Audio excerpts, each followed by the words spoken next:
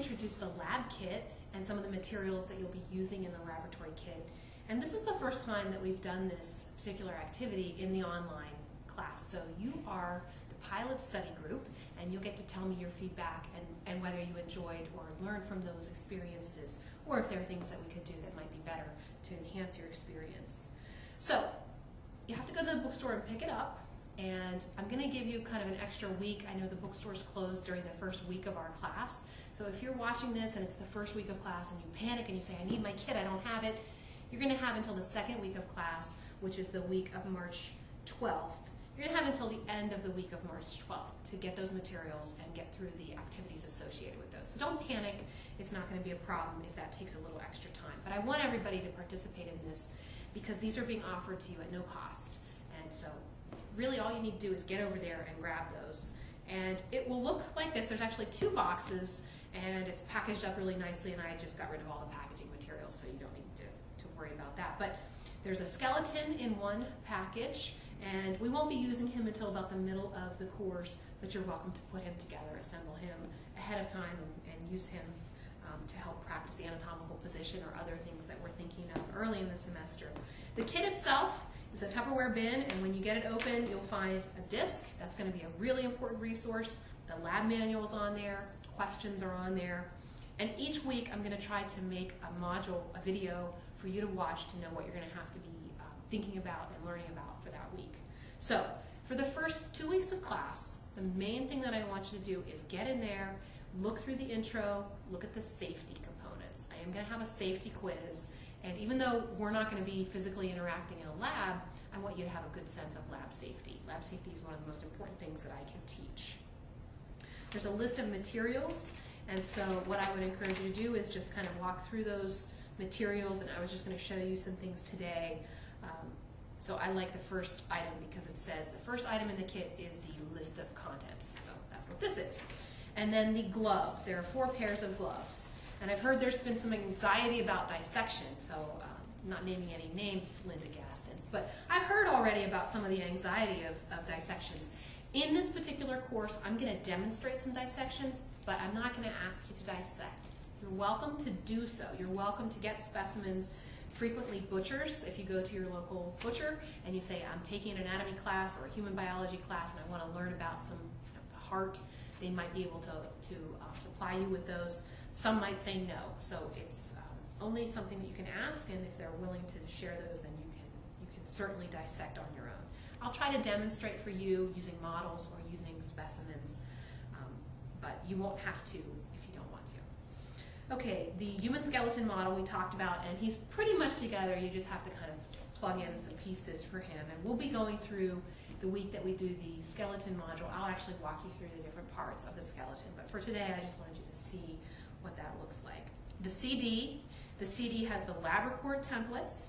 I'm not going to be requiring you to do lab reports, but we're going to at least think about what a lab report would contain. The supplemental materials and the lab manual. The lab manual is really the first thing you want to access when you get into that disc. A safety card. There's a safety card with emergency contact information and an MSDS, which is a material safety data sheet. And this basically gives you some rules about personal protection, that you should wear gloves during anything where you're in contact with liquids or solids that are potentially dangerous. Again, for what we're doing, it's really not going to be an issue. I guess you always have the danger of poking yourself in the eye with the skeleton, but most of this is common sense for the things that we're doing. I think there's one taste experiment that you can participate in, and you do have to, of course, taste items, but most of them are household items and things that you would taste, like honey or something anyway. There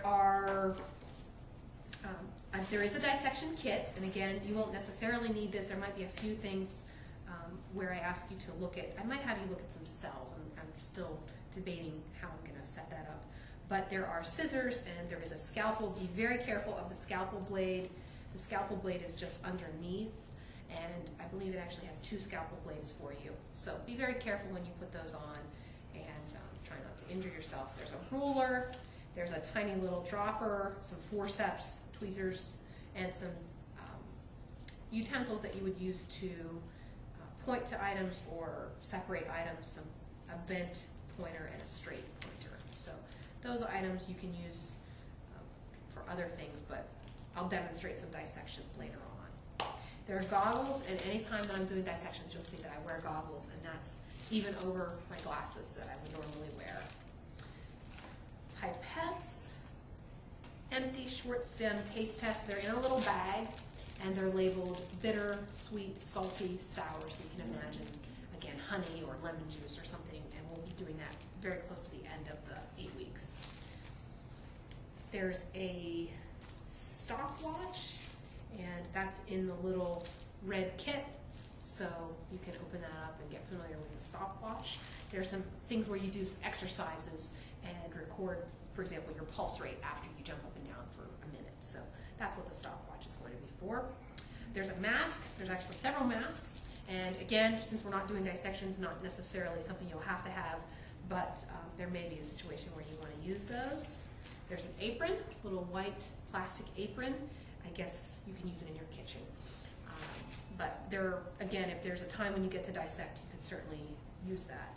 The kit itself is actually a dissection tray, and depending on how things go, we may do dissections in the future. This first time through, we wanted to make sure how the kit worked, but the bottom is sort of a foam base, and you could, like I said, you could dissect a heart, or my feeling is even when you're getting your chicken or your steak, you can use those and you can actually be creative and do your experiments with those, and I have no problem with that at all. In fact, we'll be happy to help you answer questions, and that would be where you maybe want to use those gloves and masks and things if you're breaking open the bones or something. Let's see. Dissection pins. The dissection pins are labeled, of course. Be careful with those. Those are meant to help you sort of orient yourself and mark things, as well as keeping a specimen open and separated. There's a little flashlight. It's labeled with LabPack, the company that put the kit together. There's a marking pencil, and the marking pencil is black, and it can be really used on anything. You'll have to sharpen it, but it can be used, it tells you, on glass, metal, vinyl, celluloid, or cellophane. So you can use it on all kinds of surfaces. Labeling is going to be very important. There's a reflex hammer. Again, this will be used for testing our reflexes, like the knee-jerk reflex, so don't be scaring your kids or your spouse or anything like that. Saline, there's a little dropper bottle filled with a 1% saline solution that we will be using. The tray itself, tuning fork, little tuning fork for when we get to vibrations and sound. And the only other thing, I think this was actually something that I had in my office that I put in the kit. This was some cover slips for slides. We're not going to be doing microscopy. There is an option where you get kits that you can use microscope slides. I'm going to be showing you some virtual sites where you can access histology online, but I was not going to ask you to do that as a requirement. It could be an option. If you're really interested in cells and you want to look at cells, or you want to look at pond water, or again, a sample from something, then feel free to contact me and we can talk about that. So that's everything that would be in your kit. So for the first week, I really just want you to get comfortable with the materials, read the safety materials, and then I'll be posting a module for exercise 1, or the specifics for assignment 1 rather, related to lab. I'm going to organize the Blackboard site by chapter, and so in each chapter you'll find lecture notes, you'll find slides if necessary, PowerPoint slides if necessary, or referral to visuals, and the lab module I'll also post with the appropriate chapter. So that's the plan for the lab kit.